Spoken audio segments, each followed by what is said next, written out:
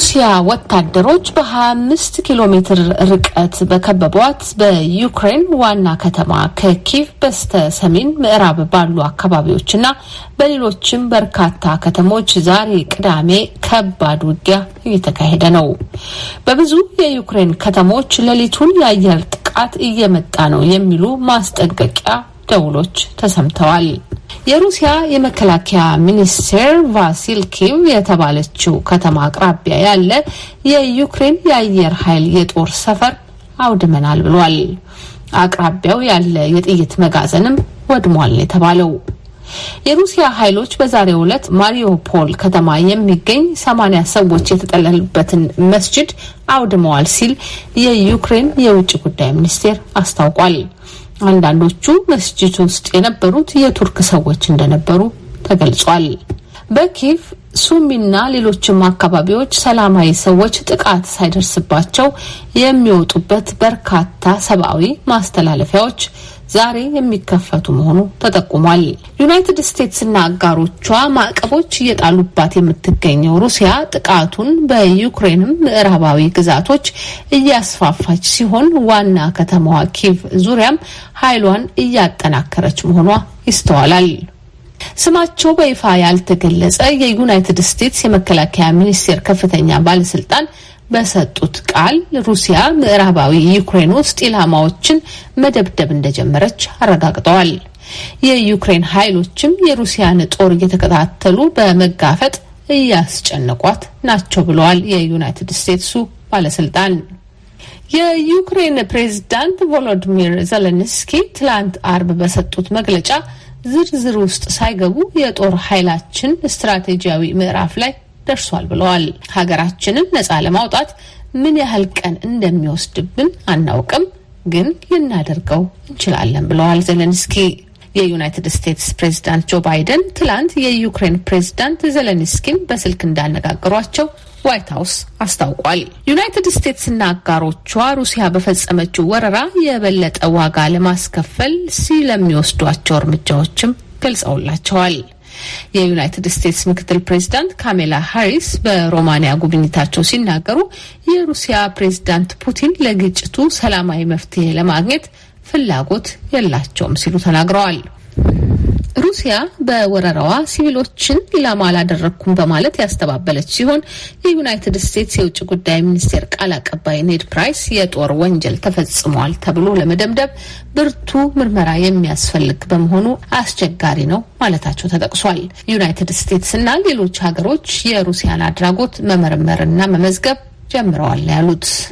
በተያያዘ ዜና የተባበሩት መንግስታት ድርጅት የጦር መሳሪያ ቅነሳ ጉዳይ ከፍተኛ ተወካይ ኢዙሚ ናካሚስቱ ትላንት በጸጥታ ምክር ቤት አስቸኳይ ስብሰባ ላይ በሰጡት ቃል ሩሲያ ያለምንም ማስረጃ ዩክሬን ውስጥ ባዮሎጂካዊና ኬሚካል መሳሪያ በዩናይትድ ስቴትስ ድጋፍ እየተሰራ ነው ስለምትለው የተባበሩት መንግስታት ድርጅት የሚያውቀው ነገር የለም ብለዋል። ዩክሬንና ዩናይትድ ስቴትስ የሩሲያን ውንጀላ አስተባብለዋል። ሩሲያ ከዩክሬኑ ጦርነት ጋር አያይዛ ያነሳችው ጥያቄ የኢራን ኒውክሌር ስምምነት ለማንሰራራት ቬና ላይ ሊጠናቀቅ የተቃረበው ድርድርን ሊያደናቅፈው እንደሚችል ተነገረ። የአውሮፓ ህብረት የድርድሩ ሂደት ለጊዜው ይቋረጣል ብሏል። የአውሮፓ ህብረት የውጭ ፖሊሲ ጆሴፍ ቦሬል በትዊተር ገጻቸው ባወጡት ቃል ሲካሄድ በቆየው ድርድር የመጨረሻ ሰነድ ተጠናቆ የቀረበ ቢሆንም የሚቋረጠው በውጭ ምክንያቶች ነው ብለዋል። በመጨረሻም ሳውዲ አረቢያ ባለፈው 24 ሰዓት ጊዜ ውስጥ 81 ሰዎች ላይ የሞት ቅጣት መፈጸሟ ተገልጿል።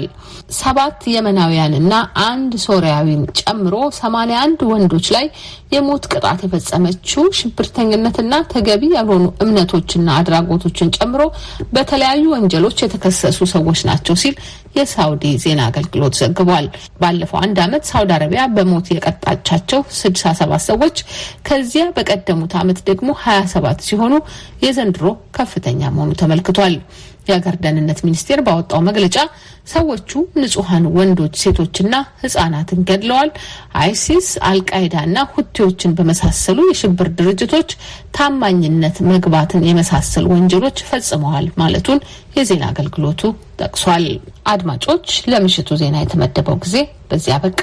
ከቀሪ የቅዳሜ ምሽት ዝግጅቶቻችን ጋር አብራችሁን ቆዩ።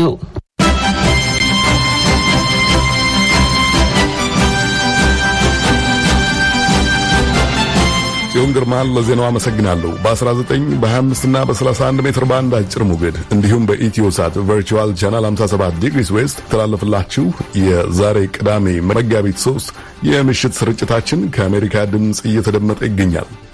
አብረው የሚሰሩትን መምህራን ሳንቲም አዋጡላቸዋለሁ። እኔ ሂሳብ ባለሙያ ነበርኩ። ያኔ ትምህርት ቤት ላይ ትምህርት ቤት ሲሰራ እና ሳንቲም አዋጣና ዳቦ አለ እሱን ገዛና አንዱን ለሁለት ከዛ ንቅት ይላል። ከዚህ የተነሳ ወይዘሮ አትክልት ጃንካን የሰማናቸው የጾታዊ ጥቃት ሰለባ የሆኑ ሴቶች መጠለያ ስለሆነው ጣሊታ የተሰኘ ተቋማቸው ከተናገሩት የተወሰደ ነው። ቆየት ብለን ሙሉ ሐሳባቸውን እንሰማለን። አሁን ግን ወደ ቀዳሚው ዝግጅታችን እንሻገር።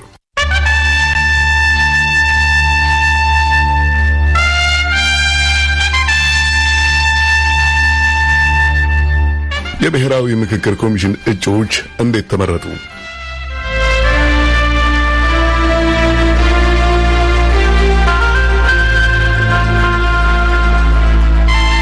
ለብሔራዊ ምክክር ኮሚሽን እጩነት ለመጠቆም ከ300,000 በላይ ሕዝብ እንደተሳተፈ ኢትዮጵያዊነት የዜጎች መብት ማስጠበቂያ የተባለ ድርጅት አስታውቋል። ድርጅቱ ኢትዮጵያዊነት ማንነትና ዜግነትን በወጣቶች ዘንድ ለማስፋፋት እንደሚሰራም ገልጿል። መለስካቸው አማሃ ዝርዝር አለው። ዜጎች መብታቸውን ተጠቅመው በሀገራቸው የፖለቲካ ክንዋኔ ላይ ድርሻቸውን እንዲወጡ መስራቱን ኢትዮጵያዊነት የዜጎች መብት ማስጠበቂያ ድርጅት የተሰኘ የሲቪክ ማህበረሰብ ድርጅት አስታወቀ። የድርጅቱ ዋና ስራ አስኪያጅ አቶ ሞገስ በቀለ ለጋዜጠኞች እንዳስታወቁት ድርጅቱ በኢትዮጵያ ሕግ መሰረት በአገር በቀል የሲቪል ማህበረሰብ ድርጅትነት ከተመዘገበ ከአንድ ዓመት ተኩል ጀምሮ ራሱን እንደ ተቋም ለማዋቀር የተከናወኑ ስራዎችን ከመግለጻቸውም በተጨማሪ በወደፊቱ የሀገሪቱ የፖለቲካ ህይወት ገንቢ ሚና እንደሚጫወት በሚጠበቀው ሀገራዊ ምክክር ኮሚሽን ምስረታ ላይ አከናውኛቸዋለሁ ያለውን ስራ ዘርዝረዋል። ይሄ ሀገራዊ የምክክር ኮሚሽን ምስረታ ላይ በጣም ንቁ ተሳትፎ በማድረግ ዜጎች መብቶቻቸውን እንዲጠቀሙ በዚህ ላይ የነሱ ጉዳይ መሆኑን አበክረው እንዲያዩት በማድረግ ትልቅ ካምፔን ስናደርግ ነበር እና በዚህ ላይ ከ300,000 ሰው ያላነሰ የፌስቡክ ተጠቃሚ የተሳተፈበት እጩዎችን የመጠቆም እንዲሁም ደግሞ ቮት በማድረግ ትልቅ ንቅናቄ ፈጥረናል እና የሀገራችን ወሳኝ ጉዳይ ሊሆን ይችላል አንዱ ብለን ስለምናስብ የሀገራዊ ምክክር ኮሚሽን ላይ በንቃት እየተሳተፍን ነው። የተለያዩ መግለጫዎችም እንዲሁ ስናወጣ ነበር። ግብአቶችንም ለሕዝብ ተወካዮች ምክር ቤት ሰጥተናል። ዋና ስራ አስኪያጁ አክለውም በአጭሩ ኢትዮጵያዊነት እየተባለ የሚጠራው ድርጅት የተቋቋመበትን ዋና ዓላማም አመላክተዋል። ኢትዮጵያዊነት በዋነኛነት የተቋቋመው የዜጎች መብቶችና ማንነቶች ለሕዝባችን አንድነት፣ ለሀገረ መንግስት ግንባታ እና ለዲሞክራሲያዊ ስርዓት ሽግግር ወሳኝ መሆኑን በመረዳት ነው። የድርጅቱ ሊቀመንበር ዶክተር እርቁ ይመር በበኩላቸው ለአንድ ሀገር ሕዝብ አንድነት የሚጠቅመው በተለያዩ ማንነቶች ላይ ያተኮረ ፖለቲካ ሳይሆን ሁሉንም በሚያጠቃልለውና የትኛውንም የሕዝብ ክፍል በማያገለው በዜግነት መሰባሰቡ ይጠቅማል ብለዋል። አሁን ያለው ስነ ልቦና ሁላችንም እንደምናውቀው የዜግነት ስነ ልቦና ትንሽ እየቀዘቀዘ እየተዳከመ የመጣበት ሁኔታ ነው። በአንጻሩ ደግሞ የብሔር ስነ ልቦና ብሔርተኛነት ኢትዮጵያዊነትን ወደ ጎን በመተው በብሔር ብቻ ላይ የተመሰረተ ማንነት እያደገና እየጎለበሰ መጥቷል እና የቋንቋ ማንነት ብቻ አንድን ሰው አይገልጸውም። አንድ ሰው የተለያዩ ማንነቶችን የቋንቋም አለው፣ የሃይማኖት አለው፣ የአይዲዮሎጂ አለው፣ የሙያ አለው። እነዚህም ሁሉ አጠቃሎ የሚይዘው ዜግነት ነው። ኢትዮጵያዊነት በዩናይትድ ስቴትስ ሕግ ከ10 ዓመታት በፊት ጀምሮ እውቅና ያለው ድርጅት እንደሆነም ታውቋል። መለስካቸው አማሃ ለአሜሪካ ድምፅ ሬዲዮ ከአዲስ አበባ።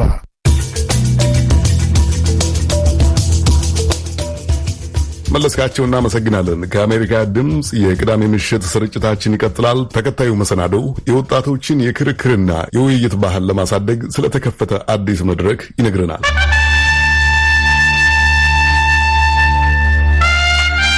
ወጣቶች በሀገራዊ ጉዳዮች ላይ ጤናማ የሐሳብ ሙግትና ውይይት እንዲያደርጉ ያቀደ አንድ መድረክ በቅርቡ ተከፍቷል። የወጣቶች የክርክር የንግግርና የውይይት መድረክ ይባላል። ኢትዮጵያ ውስጥ የዲሞክራሲ ባህልን ለማሳደግ እየጣረ ያለው የመብቶችና ዲሞክራሲ እድገት ማዕከል በሚያዘጋጀው በዚህ መድረክ ላይ ወጣት ምሁራን ርዕሰ ጉዳዮችን መርጠው ይከራከራሉ፣ ይወያያሉ። ስለ መድረኩ የበለጠ ለማወቅ የማዕከሉን ኃላፊ አቶ በፍቃዱ ኃይሉን በስልክ መስመር አግኝተናቸዋል። በጠቅላላ ሀሳቡ ምንድነው? የመለማመጃ መድረክ መስጠት ነው ለወጣቶች። ምክንያቱም ወጣቶች እንደምናውቀው አሁን ሬስፖንሲብል ናቸው። አሁንም ግን ወደፊትም እነሱ ናቸው ይህንን አገር በተለያዩ የሙያ ዘርፍ የሚያገለግሉና የሚመሩ ማለት ነው። ስለዚህ ለዛ በዲሞክራሲያዊ ገድ መሰረታዊ የሚባሉ ኢትዮጵያውያንን እንደ ዜጎች የሚያከራክሩና በተለያየ አቅጣጫ የሚያወያዩ ሀሳቦችን እያነሱ እንዲሟገቱና በሙግቱ እንዲሳተፉ የማድረግ እድል ነው የምንሰጠው እና የተለያዩ የርዕሰ ጉዳይ ሀሳቦችን ለይተናል። ለምሳሌ ኢኮኖሚያዊ፣ ፖለቲካዊ፣ ታሪካዊ ምናምን እያልን ማለት ነው። በዛ መሰረት ፈቃደኛ የሆኑ ወጣቶችን እንፈልግና እነዛ ፈቃደኛ ወጣቶች መጀመሪያ የክርክር ሀሳብ ያቀርባሉ። ከዛ ለነሱ መልስ የሚሰጥ ሌላ ይመጣል። ወዘተርፈ እንደዚህ እየተመላለሱ ይሄዳሉ። ከዛ ይሄንን በተለያዩ መድረኮች ለምሳሌ በቴሌግራም በብዙሃን መድረኮች ላይቭ ክርክር እንዲያደርጉበት እናደርጋለን። መጀመሪያ በጽሁፍ ከተመላለሱ በኋላ ሌሎች ኦዲየንሶች ባሉበት ጽሁፍ ምንድነው ጥያቄ እያቀረቡላቸው እየመለሱ እንዲከራከሩ እናደርጋለን። አሁን ከዚህ በፊት በሁለት ርዕሰ ጉዳዮች ላይ ክርክርም አድርገናል። እንደገና ኮንፈረንስም አዘጋጅተን እንዲከራከሩና የተለያዩ ከክልሎች የመጡ በተለይ ከዩኒቨርሲቲ አካባቢ የመጡ ወጣቶች እንዲሳተፉበትና የክርክሩ ወይም የውይይቱ አካል እንዲሆኑ አድርገናል። የሌላውን እውነት የምንፈቅድ ከሆነ እንደዚህ ሾክ የሚያደርጉ ሪያሊቲዎች የምንሰማ ከሆነ ተረጋግተን አይ ቲንክ ኢትስ ፖሲብል በጋራ መማከር ከቻለን በጋራ መርሳት ወር በጋራ ማስታወስ ኦር የኛ የምንፈልገውን ነገር የሚናገሩ ሰዎች ያሉበት ቦታ የመረጠን መሄድ ሳይሆን ሁሉም እውነቱን እንዲያወራ የምንፈቅድ ከሆነ የሌላኛውን ሌጂቲመሲ ኦር ኤግዚስተንስ ሪኮግናይዝ የምናደርግ ከሆነ የትናንትን ጥላ ጨለማ ጥላ ማደብዘዝ የምንችል ይመስለኛል። እንደዚህ ባሉ መድረኮች የሚቀርቡ ጉዳዮችን እንዴት ነው የምትመርጡ? መመዘኛችሁ ምንድነው? ወጣቶችን በእርግጥ እየገጠማቸው ያሉ ችግሮችን ነው ለማንሳት የምትወዱት ወይንስ ደግሞ ሊያስቡባቸው ወይም በመጪ ዘመናቸው ሊገጥማቸው ይችላሉ የሚሉ ሐሳቦችንስ ቀድማችሁ እንደ ሐሳብ ዝግጁነትም የምታቀርቡበት አሰራር አላችሁ? ቴማቲክ ኤሪያዎችን እንግዲህ አይደንቲፋይ ስናደርግ እንደሚያደርግ ነው። የአደባባይ ጉዳዮች ምንድናቸው? ወጣቶች በዩኒቨርሲቲ ያሉ ወይም በሌላ መስክ ያሉ በተለይ ወደ ፐብሊክ ሴክተር ወይም ህዝባዊ መስኮች ሲሰማሩ ለስራም እንዲሁ በሌሎች ሁኔታዎች ሲሰማሩ ሊገጥሟቸው የሚችሉት ፈተናዎች፣ ሙግቶች ምንድናቸው? እንደ አገር ተረካቢ ትውልድ መሰረታዊ ጥያቄዎችን በምን አይነት መልኮች ነው የሚያዩት? እንዴት ነው የሚያዳብሩት?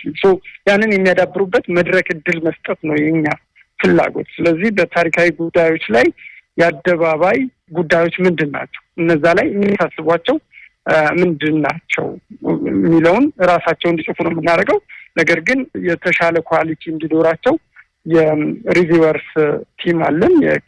ስለዚህ እነዛ ይገመግሙና እነዚህን አሻሽሉ ብለው ይሏቸዋል። ከዛ በዛ መሰረት ያሻሽላሉ በራሳቸው ማለት ነው። ለምሳሌ የመጀመሪያው ዙር ላይ ከመጀመሪያው ኮንፈረንስ በፊት ያደረግነው ላይ በታሪክ ጉዳይ ላይ ተከራክረዋል። የመጀመሪያው ጸሐፊ ከታሪክ ጋር አባዜ ውስጥ ገብተናል የሚል መከራከሪያ ነጥብ አንስተዋል እና ታሪክ አልፏል፣ በቃ ተጣብቀን እዛ መቅረት ሳይሆን ወደፊት ነው መመልከት ያለብን የሚል መከራከሪያ አንስተዋል። ለእርሳቸው መልስ የሰጡት ሌላ ወጣት ደግሞ ምንድነው የሚሉት? የለም እንደውም የምንመለከተው ታሪክን ወደኋላ ሳይሆን በታሪካዊ የሀገር መንግስት ምስረታ ወቅት የተዛቡ ነገሮች ስላሉ እነሱን ማስተካከል የግድ ስለሚል ነው የምናነሳቸው እንጂ ታሪክ ጋር አባዜ መግባት አይደለም፣ የተዛባ የሀገር መንግስት ግንባታ ነው የሚል መከራከሪያ አንስተዋል። በእነሱ ጉዳዮች ላይ እንዲሁም በሌሎች ላይ እንደዚሁ ይከራከራሉ። አሁን ደግሞ በቅርቡ የወጡትን ከተመለከትክ በሴኩላሪዝም ላይ ነው። በስቴትና በአገር መንግስትና እምነቶች መካከል ያለው ግንኙነት ምንድን ነው? ሊሚቱ ምንድን ነው? ያንን ግንኙነት አንዱ በሌላኛው ጣልቃ የማይገባበት ስርዓተ መንግስት የመገንባቱ ሁኔታ ላይ ዋነኛ ኃላፊነትና ተጠያቂነት ያለበት አካል የትኛው ነው የሚለው ላይ ነው የሚከራከሩት ወይም የመከራከሪያ ሀሳብ የሚያቀርቡት ማለት ነው። ጊዜ ታሪክን እየፈለግን ያለነው ኖችም አክቲቪስት ነን በመለም ሰዎች እየመጣ ያለው ብሶትኝ ነው የምንቆሰቆሰውና ቁስልን ደግሞ የማድማት ነገር ነው። መፍትሄ የለውም። ወደ መፍትሄ ብንመጣ ሁለተኛ ታሪክ ይሄ ሴሌክት አድርጎ መርጦ የማንበብና የማውራት ነገር በጣም ትልቅ ችግራችን ይመስለኛል። ምክንያቱም 150 ዓመት ታሪክ ላይ ተበላሽቷል የሚያስብ ማህበረሰብ 500 ዓመት ወደ ኋላ መሄድ አይፈልግም ወይም 1000 ዓመት መሄድ አይፈልግም። የተወሰኑ ክርክሮችን ውይይቶችን ለማየት ሞክሬ ነበር። መሰል ክርክሮች የምሁራን ሐሳቦች ብቻ የሚለዋወጡበት ለበዛው ወጣት ግን የማይገቡ ሊሆኑ የሚችሉበት አጋጣሚዎች ሊኖሩ ይችላሉ። በተወሰኑ የእውቀትና የትምህርት ደረጃ ላይ ያሉ ሰዎች ብቻ የሚረዱት ነገር ግን የተወሰኑት ደግሞ ሳይረዱት የሚቀር ሐሳብ እንዳይሆን ምን ያክል ጥንቃቄ ታደርጋላችሁ? እንግዲህ በጣም አስቸጋሪ ነው። ግን ዞሮ ጽሁፎቹን ለምሳሌ መጀመሪያ የመከራከሪያ ሐሳቦችን ስንሰበስብ በእኛ የምንናገረው በዚህ ርዕሰ ጉዳይ ዙሪያ ላይ ያላችሁን የመከራከሪያ ሐሳብ ስጡን ነው እንጂ በዚህ ቋንቋ በዛኛው ቋንቋ አይደለም። ለምሳሌ ግን በእንግሊዝኛ የሚመርጡ አሉ፣ በአማርኛ ወይም በሌላ የአገር ውስጥ ቋንቋዎች የሚመርጡ አሉ ማለት ነው። እና እኛ በተቻለ መጠን በአምስቱም በእንግሊዝኛ፣ በአማርኛ፣ በኦሮምኛ፣ ሶማሊኛና ትግርኛ ቋንቋዎች እንዲዳረሱ ትራንስሌት እያስተረጎምን እያጋራን ያለነው።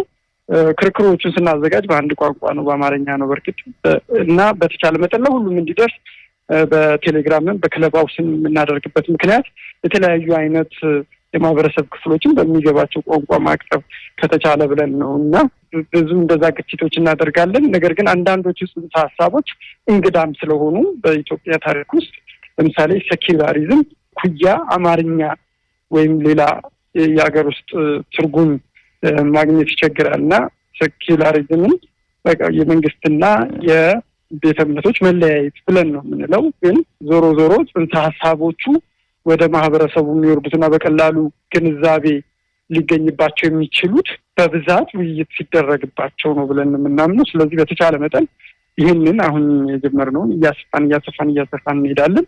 የተለያዩ ጽንሰ ሀሳቦችን ህዝባዊ ይሆናሉ ማለት ነው። ከልሂቃን አንደበት እና ግንዛቤ ወጥተው ይሰፋሉ።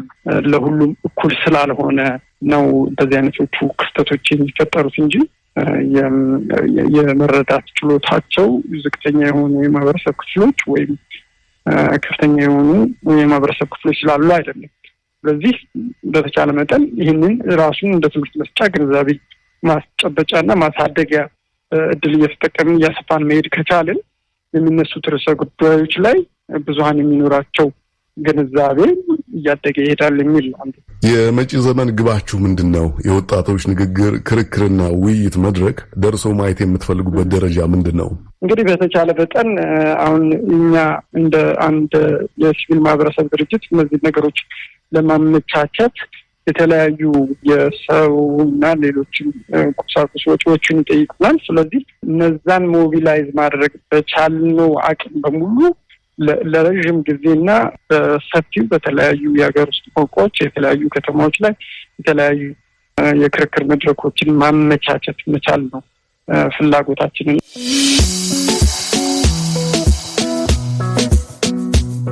ከአሜሪካ ድምፅ የቅዳሜ ምሽት ስርጭታችን ይቀጥላል። አብራችሁን ስለሆናችሁ በእጅጉ እናመሰግናለን። ተከታዩ መሰናዶው የገጠመውን አሳዛኝ ዕጣ ወደ መልካም ለመቀየር የጣረ ወጣትን ያስተዋውቀናል።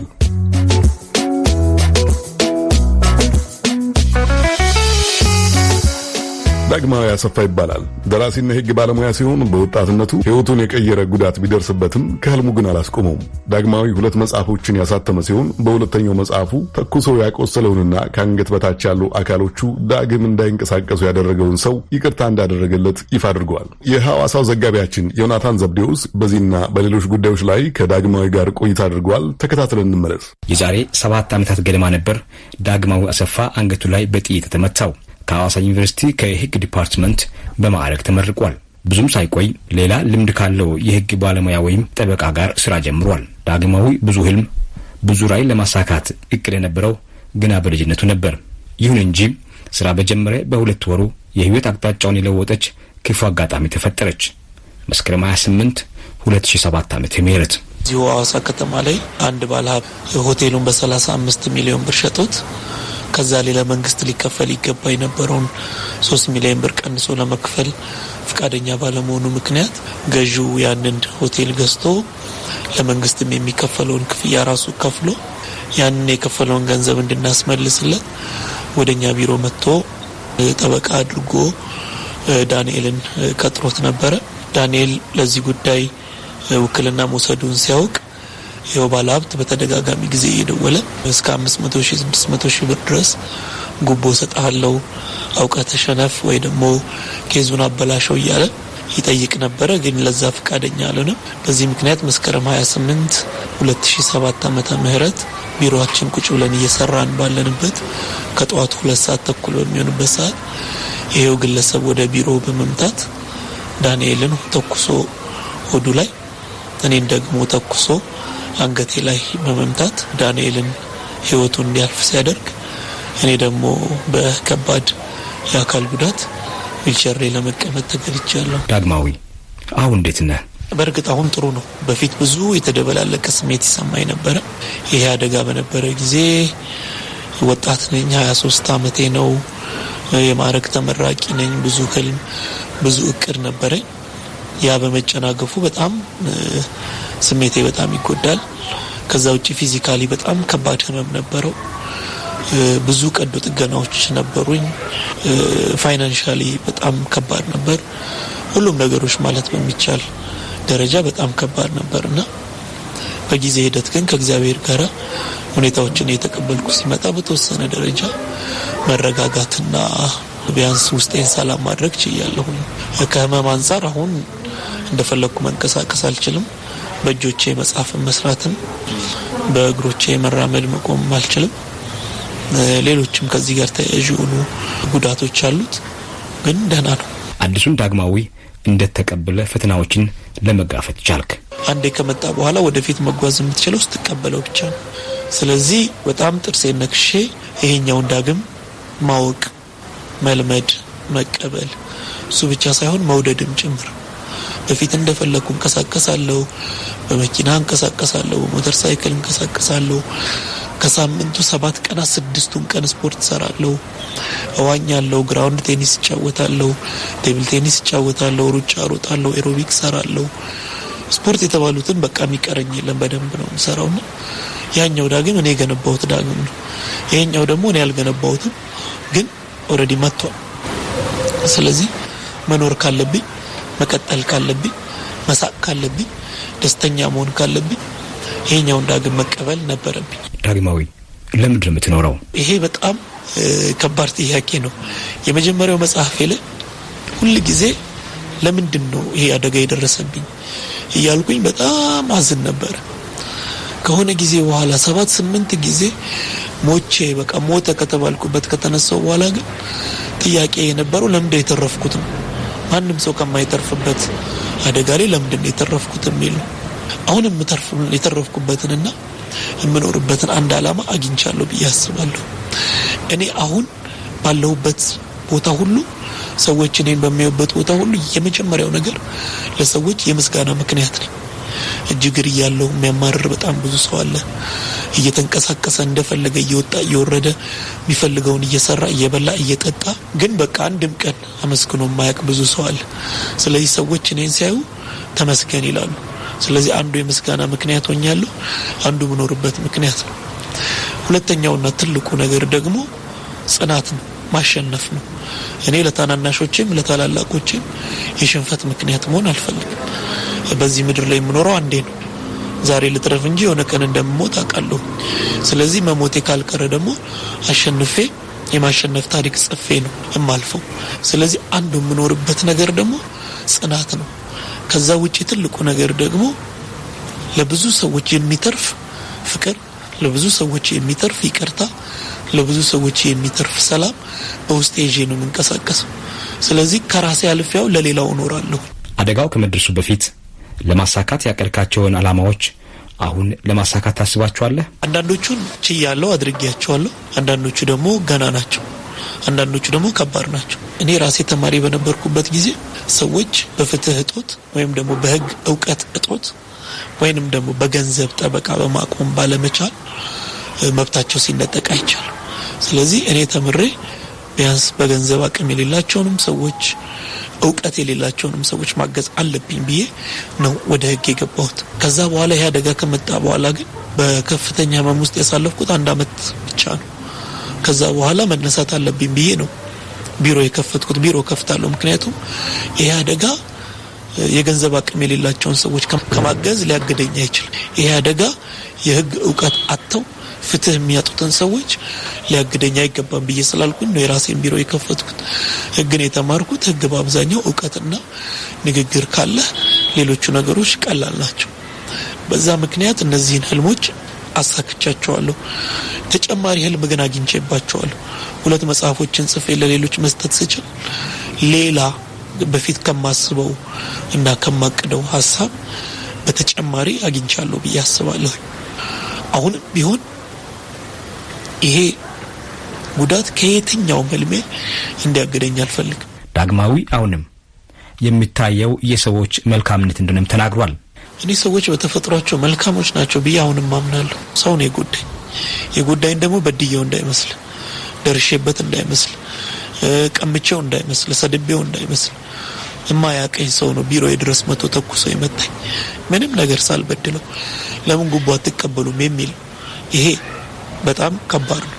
እኔ ወድቄ እሱ ተኩሶ ሲመታኝ ከ7 ደረጃዎች ቁልቁል ነው የወደኩት። ከዛ መግቢያ በር ላይ ነው የወደኩት። የተወሰኑ ሰዎች ከቦይ ምን ሆኖ ነው ታሞ ነው ወድቆ ነው ተመቶ ነው ምናምን ሲሉ ስሜንም መልኬንም ምኔንም የማታውቅ ሴት ናት እየሮጠች መታ ከስር ብድግ አድርጋ ደረቷ ላይ ያስደግፋኝ እባካችሁ እርዱኝ እና ደኖ በህይወት አለ የምትለው እኔን የማታውቀኝ ሰው ናት።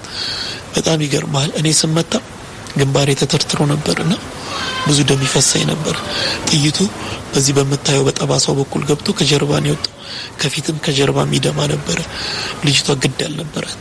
እየደማች ከነደሙ ልብሷ እንዳለ ደም በደም ሆኖ ትጮኻለች። ከዛ የረዷት ሰዎች ደግሞ ነበሩ በዛ ሲያልፉ። እነሱ ወስደው ሆስፒታል አድርሰውኛል። እቺ ልጅ ባትደርስ እኮ ምናልባት ጥይቱ እኮ ባይገድለኝ ደም ፈሶ ልሞት ይችል ነበር። ልክ ከሩቅ ስመጣ ደንግጦ በር የከፈተልኝን ጥበቃ አስቦ እንደገባው የተቀበሉኝን ነርሶች አስባቸው እንደገባው ተቀብሎ ግንባሬን ቶሎ ሰፍቶ በአስቸኳይ ወደ ቀጣዩ ሕክምና የላከኝን ዶክተር አስቦ እነሱን ተዋቸው። ከኋላ አምቡላንስ ሲመጣ አንድ ሰው ታሞ ነው የጫነው ብለው መንገድ የሚለቁትንም ሰዎች አስባቸው። የነዚህ ሰዎች እኮ ማስተጓጎል የኔን ህይወት ሊቀጥፈው ይችል ነበር። ግን ያማሉ ነው ቀዶ ጥገና ያደረጉልኝን ዶክተሮች የተንከባከቡኝን ነርሶች ዛሬ በጸሎታቸው በገንዘባቸው በጉልበታቸው በተለያየ መንገድ የሚረዱኝን ሰዎች አስባቸው። ይሄ ሁሉ ስታይ አንድ ሰው የነዚህን ሁሉ መልካምነት ሊሸፍንብኝ አይችልም በጭራሽ። በቀልና ጥላቻ በሂደት የሚመጡ ሰዎችን ካላማቸው ወደ ኋላ የሚያስቀር መጥፎ ልምምድ ነው ብሏል። ጥላቻ በመማር የሚመጣ እንጂ ስንወለድ ጥላቻ አብሮን አይፈጠር። አብሮን የሚፈጠረው ፍቅር ብቻ መውደድ ብቻ። አንድ ሕፃን ልጅ ከተወለደ በኋላ የትኛውም ሰው ጋር ብትወስዶ ይሄዳል። ምክንያቱም ፍቅር ነው። ይሄ እንዲህ ነው ያ እንዲህ ነው የሚል ነገር አይምሮ ውስጥ የለም። በጊዜ ሂደት በስግብግብነት ራስን በመውደድ በጥላቻ በተለያዩ በወንጀል ውስጥ በመግባት ክፉ ስራ የሚሰሩ ሰዎች ግን አሉ፣ ብዙ አሉ። አንዳንድ ሰዎች በባህሪያቸውም ክፉ ይሆናሉ። በቃ በተፈጥሮ ሳይሆን በኑሯቸው በተለያየ መንገድ ማለት ነው። የነዛ ሰዎች ክፋት ግን የሰዎችን መልካምነት ሁሉ ሊሽርና ሰው ማለት መጥፎ ነው ብሎ ሊያስብል የሚችል አይደለም። በዚህ ሁኔታ ውስጥ ሆነ እንደምን 2 መጽሐፍ ጽፈ ማሳተም ቻልክ በማለት ላነሳውለት ጥያቄ ዳግም ይሄንን ብሏል። እንዲህ አይነት አደጋ ለመድረስ እኔ በዓለምም በኢትዮጵያም የመጀመሪያው ሰው አይደለሁም። ይኖራሉ በጣም ብዙ ሰዎች። ግን ምንድነው ችግሩ? ታሪካቸውን አላስቀምጡልንም። በሚዲያውም ይሁን በመጽሐፉም ይሁን በምንም መንገድ ታሪካቸው አልተቀመጠልንም። ስለዚህ እኔ ስመጣ በዚህ ጉዳት ውስጥ ስወድቅ አራያም አልነበረኝ፣ ምሳሌም አልነበረኝ፣ እማየው መንገድም አልነበረኝ። ምን አይነት ሕክምና እንዳለ አላውቅም፣ ጉዳቱ ምን እንደሆነ አላውቅም። አንተ እንዴት ነው የታከምከው ብዬ የምጠይቀው ሰውም አልነበረኝ። ስለዚህ ይሄ መስመር እዚህ ጋር መቆረጥ አለበት። ዛሬ አደጋ ብዙ ነው በአገራችን የምታውቀው ነው። በትራንስፖርት 5000 6000 ሰው በአመት ይጎዳብናል። በጦርነት አሁን ከፍተኛ ውጊያ ነው የነበረው። በዛ ውስጥ የሚጎዱትን ሰዎች አስባቸው። የኔ አይነት ጉዳት የሚደርስባቸው ብዙ ሰዎች አሉ። ለነሱ ሰዎች ግን ቢያንስ አሁን አንድ ወንድም ያስፈልጋቸዋል፣ የሚያዩት ምሳሌ የሚሆናቸው። እኔ እንዲሆኜ እንዲህ ያለፍኩት የሚል ሰው ያስፈልጋቸዋል። ይሄንን ብዬ በመነሳት ነው የመጀመሪያውን አዲስ ህይወት የተሰኘውን መጽሐፍ የጻፍኩትና በእውነትም ተሳክቷል።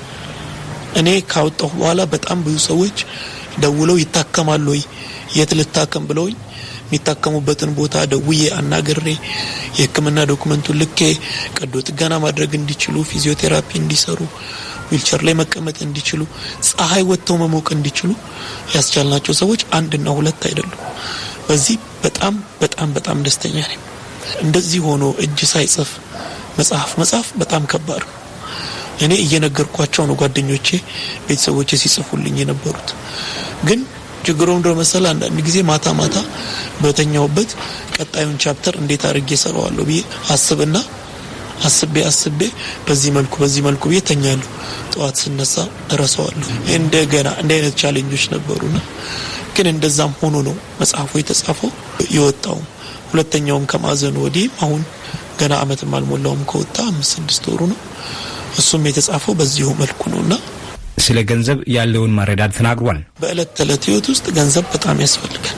ችግሩ ግን ገንዘብ ሲጠቀምብህ፣ ገንዘቡ ሲመራ፣ ገንዘቡ ሲነዳህና አንተነትህን ሲወስን የዛኔ ነው ችግሩ። ደስታህን በኪስህ መሙላትና መጉደል ከወሰንከው እሱ ነው አደጋ ያለው። እኛን የመታን ሰውዬ 35 ሚሊዮን ብር ሸጦ 3 ሚሊዮን ብር ወላ ለመቀነስ ነው የመታን። ሌላ ምንም ምክንያት የለም።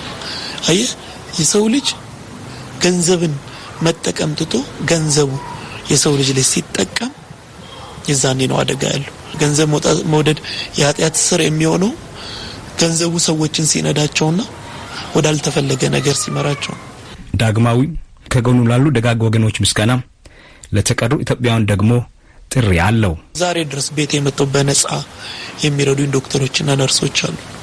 በገንዘባቸው ደግሞ ተርፏቸው ላይሆን ይችላል ከልጆቻቸው ጉሮሮ ላይ ቀንሰው እያሳከሙኝ ያሉ ሰዎች አሉና ከቤተሰቦቼ ጀምሮ እነዚህን ሁሉ ሰዎች እግዚአብሔር ያክብርልኝ። በጣም አመሰግናለሁ። ዋጋችሁን የምከፍላችሁ የሰጣችሁኝን መልሼ በመስጠት ሳይሆን በመበርታት በመጠንከር በማሸነፍ ነው ልላቸው ፈልጋለሁ። ከዛ ውጪ አሁን ወደ ውጪ ሀገር ሄጄ ለመታከም የጎፈንድሚ አካውንትና የኢትዮጵያ ንግድ ባንክ አካውንት ከፍተን እየተንቀሳቀስን ያለ ነው። ፕሮሰሱም ጥሩ እየሄደልን ነው። እግዚአብሔር ቢፈቅድና ብንኖር ደግሞ ይሄንን ህክምና ማድረግና ከዚህ በተሻለ ደረጃ ላይ ብገኝ የበለጠ ብዙ መሮጥ፣ የበለጠ ብዙ መስራት፣ ብዙ ለሀገር መጥቀም እችላለሁ ብዬ አስባለሁና በዚህ አጋጣሚ ይሄንን ቪዲዮ የሚመለከቱ ሰዎች ሊያግዙኝ የሚችሉ ሰዎች ካሉ በዚህ የጎፈንድሚና የኢትዮጵያ ንግድ ባንክ አካውንት እንዲያግዙኝ እጠይቃለሁ። እናንተንም በጣም አድርጌ ከልብ አመሰግናለሁ።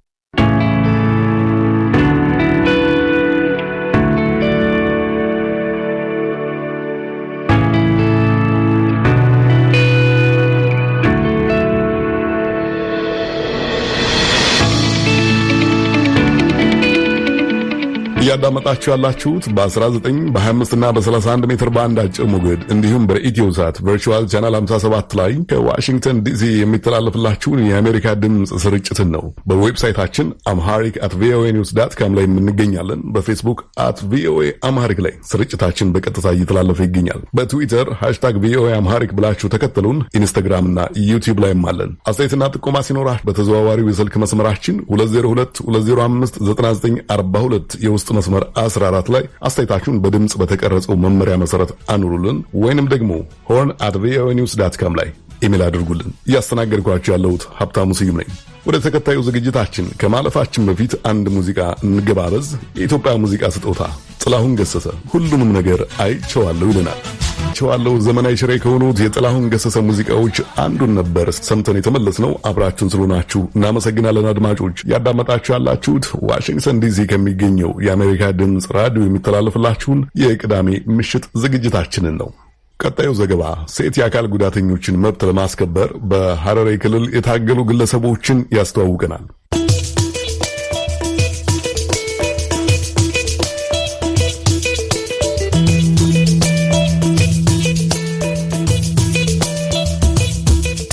በሐረሪ ክልል የሴት አካል ጉዳተኞች ማህበር መስራች የሆኑት ሁለት አካል ጉዳተኛ የመብት ተሟጋቾችን ነው ለምሽቱ የጋበዝነው። ወይዘሮ ሊዲያ አሊና ወይዘሮ አዜብ ሽፈሮ ይባላሉ። አካል ጉዳተኛ ሴቶች ትምህርታቸውን እንዲማሩና ስራ እንዲሰሩ እየረዱም ይገኛሉ። ሁለቱ ሴቶች በማህበራቸው በኩል እያደረጉት ስላለው እንቅስቃሴና ትግል አጋርተውናል። ኤደን ገረመው እንደሚከተለው አሰናድተዋለች። ካደጉና ነፍስ ካወቁ በኋላ ተማሪ ቤት ሳሉ የአይን ብርሃናቸውን ማጣታቸውን የሚናገሩት ወይዘሮ አዜብ ሽፈራው ሁኔታው ድንገተኛ መሆኑ አስደንግጧቸው እንደነበር ያስታውሳሉ። መጽሐፍ ሮጬርሲና ማነበው ድሮ መጽሐፍ ሳበስ አልታያለኝ ግራ ገባኝ። በቃ አንዲቀን ለሰው ሁሉ ማውራት ሁሉ በቃ ከዛ ትምህርት ምዝገባ ነበርና ለምን መስከም ምናምን ሲልኝ ራሱ በቃ መናገር ራሱ ፈርቼ ማለት እንዲሆንኩኝ ማለት ራሱ በቃ ቤት ነው እንጂ ሲድኝ ጓደኞቼ በቃ ራሴን ደብቄ ማለት ነው ፈራው። በቃ ምን ስለኝ እንዴት ሊሆን ይችላል እንዴት ሆነ በቃ ራሴ ከዛ ወደ ሕክምና ነበር በኋላ ከቆይታ በኋላ ቤተሰብ የሚሄዳ ምንም በሕክምና ይሁን ነገር አይደለም በጉንደጉም ነው ሸፈነኝ። ደፋሽማ አይደለም ምንም አይደለም ግን እኔን ልጅታዬን ከለከለኝ። እዛ ወጣ ያለው ነገር አይደለም በለረጅም ጊዜ በቃ ራሴን ደብቄ ማለት ለሰው ራስ መናገር በቃ ከዛ በኋላ ያው ግዴታ ነውና ከውሎ እያደረ በቃ ታውቁ በቃ እንዴት ነው ራሴ ትምህርቴን ተኩና በቃ ወደ ስራ ገባሁኝ። ሎዝ እየፈለፈልኩ ሸጬ መኖር ጀመርኩ። ራሴ በቃ ወደ ኑሮ ገባሁኝ። ህይወታቸውን ለመግፋት ሲሉ ለውዝ ፈልፍለው ይሸጡ በነበረበት ወቅት በአካል ጉዳተኝነት ዙሪያ የሚሰራ አንድ ተቋም ወደ ሐረር ከተማ በመምጣት እንዳሰባሰባቸውና ማህበር ቢመሰርቱ መደጋገፍ እንዲሁም ከራሳቸው አልፈው ለሌሎች አካል ጉዳተኞችም መብቃት እንደሚችሉ እንዳስተማራቸው የሚናገሩት ወይዘሮ አዜብ በአሁን ሰዓት የሐረሪ የሴት አካል ጉዳተኞች ማህበር ምክትል ሰብሳቢ ናቸው። በወቅቱ ከ9 ዓመት በፊት ማህበሩ ለመመስረቱ ድርጅቱ የሰጣቸው ስልጠና እንደረዳቸውም ይናገራሉ። ከተመሰረተ 9 ዓመት በላይ ባስቆጠረው ማህበር ውስጥም የእሳቸውና የሌሎች አካል ጉዳተኞች ራስን መቻልና ነጥሮ መውጣት ለሌሎች ተስፋን የፈነጠቀ እንደሆነ ይናገራሉ። አሁን ለምሳሌ አካል ጉዳተኛ አያገባም፣ አይኖርም፣ አይወልድም የሚሉት ግምት አላቸው። በቃ እኔ አሁን አግብቼ 2 ልጅ ያለው እና ልጆችን በጥሩ ሁኔታ ላይ ይገኛቸው እና ይሄ ራሱ ለካ ይቻላል፣ እንደዚህ መኖር ይቻላል። በእኔ ብዙ ትምህርት አግኝተው በቃ ካለኝ ጎረቤት እንትን አካል ጉዳተኛነቴ ከጎረቤት ማህበራዊ ምንም አላጓደለኝም እና ያናይተው ብዙዎቹ ራሳቸውን ያቀቡ ልጆቻቸውን ቤት እንደደበቁ እኛን እያዩ ብዙ ያወጣዋሉ ከቤት ማለት ለካ እንዲህ ይቻላል፣ ለካ ይማራሉ ልጆች እንዲህ ማህበር አለ ለካ። በተለይ ማህበሩን በጣም ማቁ ስለነበሩ እኛ ስናስተዋውቃቸው እና መተው በሚያዩ ሰዓት በጣም ብዙዎች ተቀላቅለውናል ማለት ነው ወደ ማህበራችን። የሐረሪ አካል ጉዳተኛ ሴቶች ማህበር መስራችና ዋና ሰብሳቢ እንዲሁም የሴቶች መብት ንቅናቄ መሪ የሆኑት ወይዘሮ ሂዳያ አሊ እሳቸውም የእጅ ጉዳት እንዳለባቸው ይናገራሉ። ልክ እንደ ወይዘሮ አዜብ ሁሉ በጥቂት ሰዎች የተጀመረው ማህበር በአሁን ሰዓት ከ100 በላይ አባላትን እንዳፈራና የተለያዩ አካል ጉዳተኞችንም ከጓዳ ወጥተው ወደ ትምህርት ቤት እንዲሁም ወደ ስራና ሕክምና እንዲመጡ መርዳታቸውን ይገልጻሉ። ሴቶች መስራት ይችላሉ በሴትነታቸው። አካል ጉዳተኛ ደግሞ ሲሆኑ ከቤት ይውጡ፣ ራሳቸው መብታቸውን ያስጠብቁ። መብታቸው ከተጠበቀ ከዛ ወደ ትምህርት ቤት ይገባሉ። ሲማሩ ደግሞ የበለጠ ለውጥ ያመጣሉ የሚል ስራዎች ነው የሚሰራው። የግንዛቤ ማስጨበጫ እና መብቶቻቸውን እንዲከበርላቸው ወደኛ አባልነት ስናመጣቸው ቤተሰቦቻቸው መጀመሪያ እንጠይቃለን፣ ወይ አካባቢ ማህበረሰብ ላይ እንጠይቃለን እና ቤት ለቤት ደግሞ የምንሰራቸው ስራዎች አሉ። አካል ጉዳተኞች ማጋ ምን አለ እንዴት ነው ቤት አካባቢ ነው። አብዛኛው ጊዜ በተለይ አእምሮ እድገት ስምምነት ያለባቸውን ልጆች ጠብቀው ነው የሚያስቀምጡት እና አካባቢ ነው የምናጠናው። እዚህ ሰፈሩ ቡና ሻይ ፕሮግራም አለ። የተወሰነ ሰዓት 10-15 ደቂቃ ቁጭ ብለን ግንዛቤ እንፈጥራለን። የተለያዩ ቦታ ላይ ግንዛቤ በመፍጠር ብዙ አካል ጉዳተኞችን አውጥተናል እና ሲመሰረት 18 ነበር። ከ18 ወደ አሁን ወደ 105 አካባቢ ደርሰናል። ይህንን የሚያደርግነው ቤት ለቤት በመሄድ መብታቸውን እንዲከበርላቸው ትምህርት ቤት እንዲገቡ እንዲማሩ ደግሞ ለመማር እድሜያቸው አለፍ ያለ ከሆነ ደግሞ ወደ ስራ እንዲሰማሩ ስልጠናዎችን እንዲያገኙ በተለያዩ ቦታ ከመንግስት ጋር በመሆን ድጋፍ የሚያስፈልጋቸው ቤት አልጋ ላይ ለዋሉት ደግሞ የተለያዩ ድርጅቶችን በመጠየቅ ዊልቸር በመጠየቅ ስራ ተያዝ ነው። ይሄ የ9 ዓመት ጉዟቸው ታዲያ ቀላል አለመሆኑን እስከ መደብደብ፣ መሰደብ፣ አንዳንዴም እጣቢ እስከ መደፋት የሚያደርስ የግንዛቤ እጥረት በመኖሩ ተግዳሮቶች እንዳሉት ወይዘሮ ሂዳያ ያስረዳሉ። እንደ አካባቢ ላይ ስንሄድ ትኩረታቸው የሚሉት እኛ ልትጠቀሙ ነው አውቃችሁ ብዙ አይነት እንባላለን። ግን እንዴት ነው እኛ ጉዳተኛ ስለሆነ ስሜቱ ስላለ ቁጭ ብለን የመጀመሪያ ዙር ላይ ቁጭ ብለን ገብተን ቡና እየጠጣን እያወራን እየተጫወትን እያለቻለችን ነው። አንዳንዶች እንደውም በቃ ውጡልኝ ምናምን ብዙ ችግሮች ያጋጥሙናል። ምንድነው ይሄ በጣም ባለመሰራት ነው። መንግስት አካባቢውን ላይ አሁን ማህበር ያቋቋመችን ብዙ በቃ ተግዳሮቶች ያጋጥሙናል።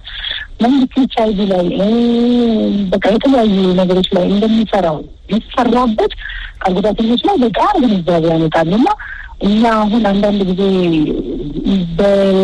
በጫማ በቁድዝና ቆሻሻ ዋውለ ተደርፋብን ጊዜ አለ። የማህበሩ ዋና ሰብሳቢ ወይዘሮ ሂዳያ አሊ ከቅርብ ጊዜ ወዲህ ትኩረታቸውን በማህበረሰብ ውስጥ በሚሰሩ በተለይም በሴት እድሮችና ሌሎች መሰረተ ልማቶች ላይ በማተኮሩ ለውጦች እየተመዘገቡ እንደሆነም ይገልጻሉ።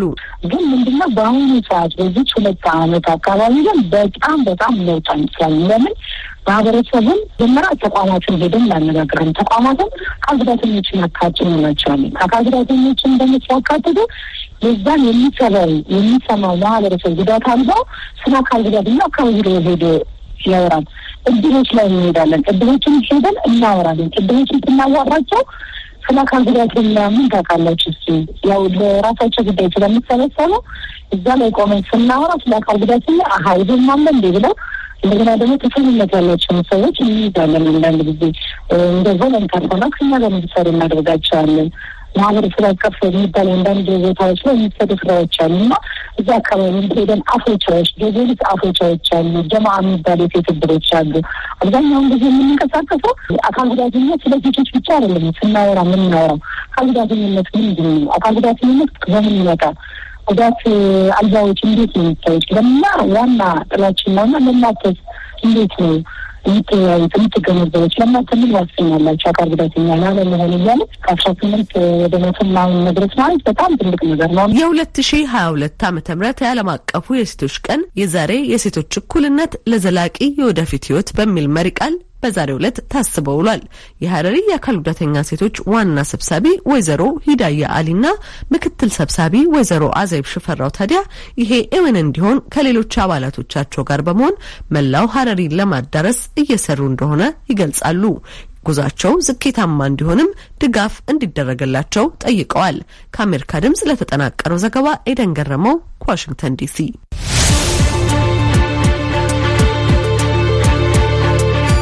ከአሜሪካ ድምጽ የቅዳሜ ምሽት ስርጭታችን ይቀጥላል። አብራችሁን ስለሆናችሁ በእጅጉ እናመሰግናለን አድማጮች። ቀጣዩ መሰናዶው የጾታዊ ጥቃት ሰለባ ለሆኑ ሴቶች መጠጊያ ስለሆነ አንድ ተቋም ይነግረናል።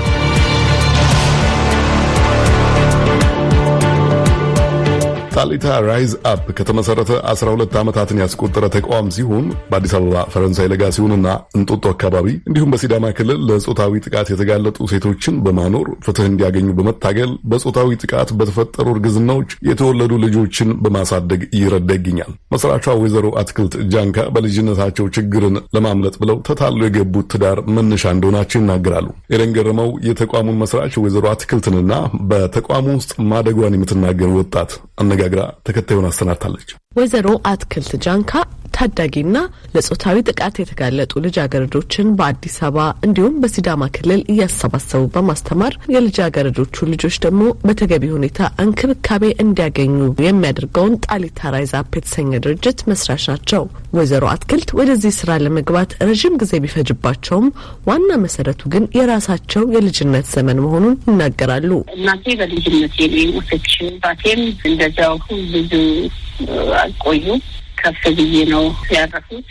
ነገር ግን ያሳደጉኝ እህቶቼ ናቸውና ያደረኝም ያገባሁት በልጅነት እድሜ ነው። በ16 ዓመት ወደ ትዳር የገባሁትና ስራውንም የጀመርኩት ወደ ህይወቴ የገባው ከራሴ ገጠመኝ ከህይወት ልምዴ በመነሳት ነው። አለእድሜያቸው የሚያገቡ ልጆች የሚገጥማቸውን ነገር ከማየት የተነሳ ነው ወደ ህይወት ያስገባኋቸው። እሳቸው በልጅነታቸው ከገቡበት ከባድ የትዳር ህይወት ወጥተው ትምህርታቸውን በመማር ወደ ሌላ የተረጋጋ ትዳር ማለፋቸውን ይናገራሉ።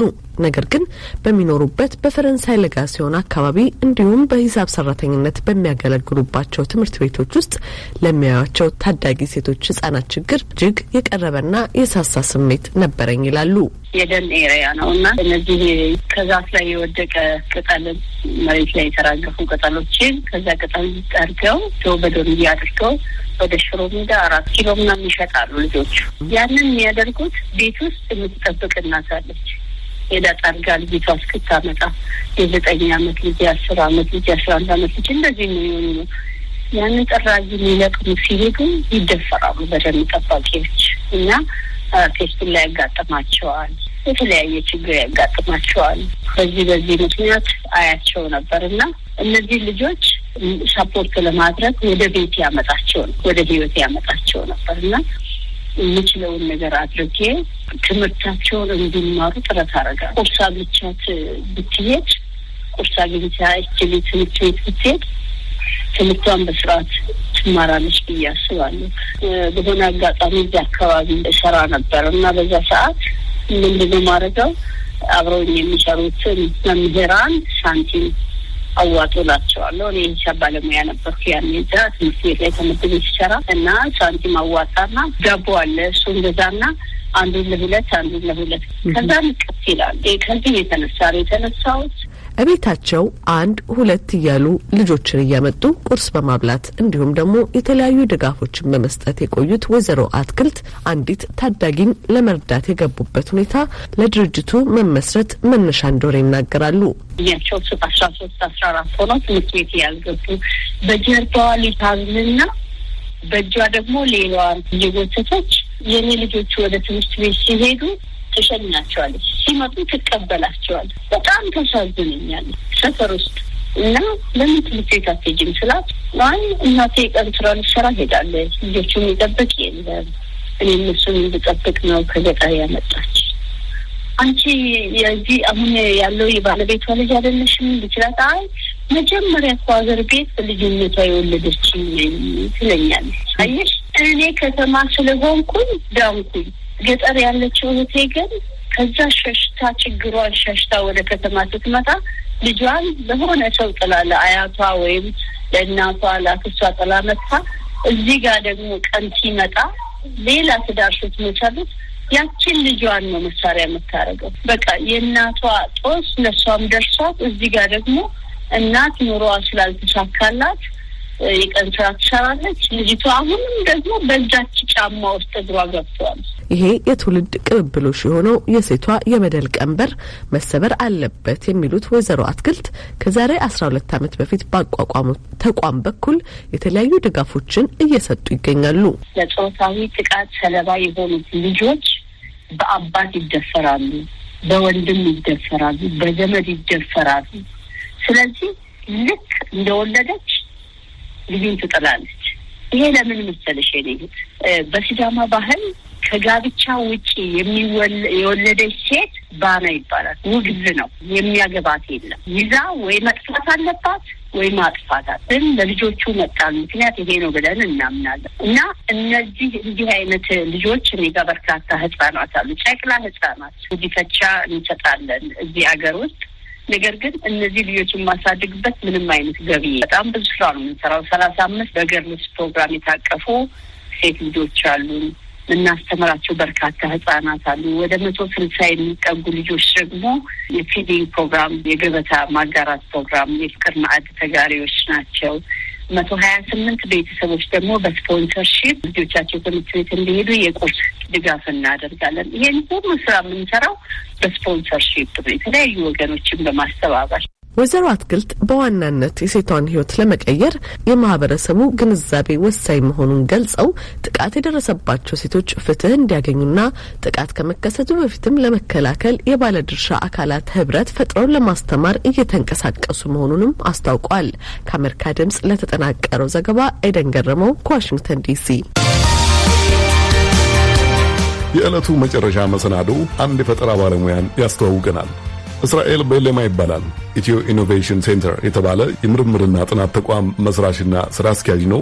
ወጣቱ መኪናን ከስርቆት የሚከላከል የደህንነት መቆጣጠሪያ ስርዓት እንዲሁም ሕፃናትን ቤት ውስጥ ለመቆጣጠር የሚያስችል ፈጠራና ሌሎች በርካታ የፈጠራ ስራዎችን መስራቱን ይናገራል። ናኮር መልካ ነው ከአምቦ እስራኤል ቤለማን ያነጋገረው። እስራኤል ስለመጀመሪያው የፈጠራ ስራው ከሚያብራራበት ይጀምራል። የፈጠራ ስራዎቹን ከልጅነቴ የጀመርኩትና እስካሁን በጣም በርካታ የሆኑ የፈጠራ ስራዎችን ነው የሰራሁት። የመጀመሪያ ስራዬ ስልክ ነው። ከቴሌ መስመር ጋር የማይገናኝ ስልክ ነው። ምንም አይነት የትምህርትም ሆነ የቴክኖሎጂ ሙቀት ሳይኖረኝ እግዚአብሔር በሰጠኝ ተፈጥሮ ተጠቅሜ በመጎርጎርና ሁሌ ምኞቴ ቴክኖሎጂ ሰው መሆን እፈልጋለሁ ብዬ ስላሰብኩ ነው በወቅቱ የተሳካልኝና የስልክ ስራውን የሰራሁት። በመቀጠል